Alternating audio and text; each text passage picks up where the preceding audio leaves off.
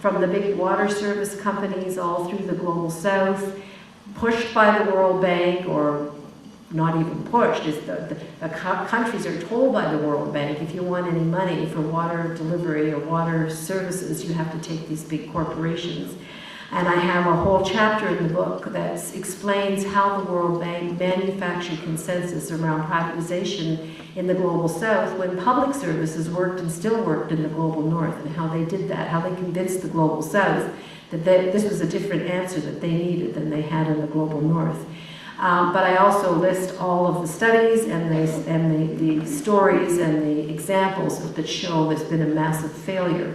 And privatization in the global south, in fact, has created a situation where there is less money going into water services at a very time when it's exponentially growing than before it was introduced as privatization. The notion was these private companies would come in and take care of this, and of course they have not.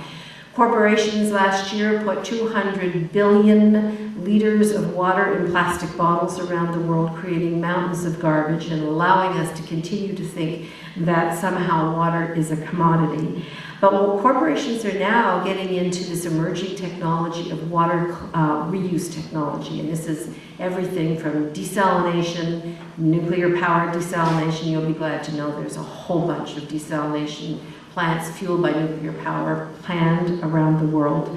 Desal plants are noisy, dirty, polluting, energy intensive, the worst wrong answer, but they're being planned. There are corporations all over the place planning these. Then there's nanotechnology, which is totally and completely unregulated. It really frightens me to think that companies on a profit motive are playing with the technology of minute particles that may or may not be successful, that may or may not invade parts of the body once they're let free in water. We simply don't know.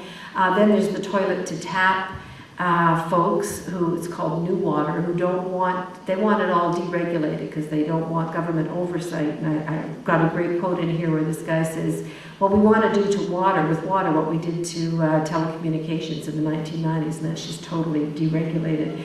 We've also got companies that are sucking water out of clouds, and you know, the technology, there's a new technology to make waves in aquifers, to create waves that somehow are going to deliver water to the top. It's really, really frightening. And the conclusion I came to when I looked at how much, particularly the American government's putting into this, and these big water companies are now General Electric, Dow Chemical, Procter & Gamble, all these companies are getting into the water recycling business.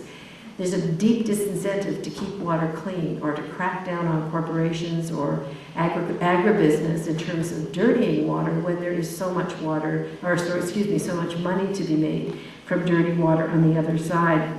I'll just read to you two little chat underline the many ways we need to do this, but the need for massive retention of water in watersheds and how we need to do that. I'm working with some wonderful scientists from Slovakia who are doing groundbreaking work on this.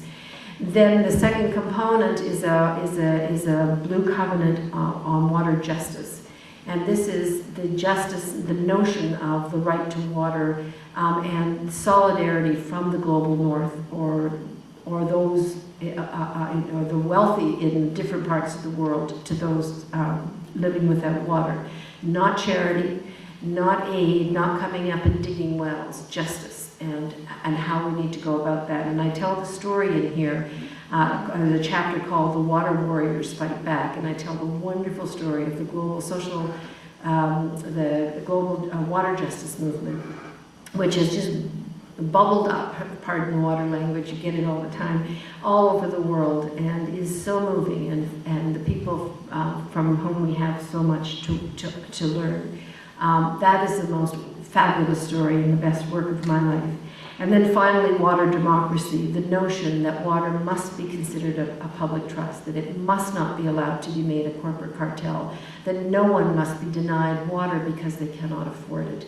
And that if we allow the continued corporate takeover of water, I mean, these big water companies, when they clean up dirty water, will consider the water theirs, will they not? I mean, how much dirty water can you then control? How much water will you be able to decide who gets it and who doesn't get it? I mean, will these corporations play God even more than they do now? So I just want to end this because I'd rather speak with you now than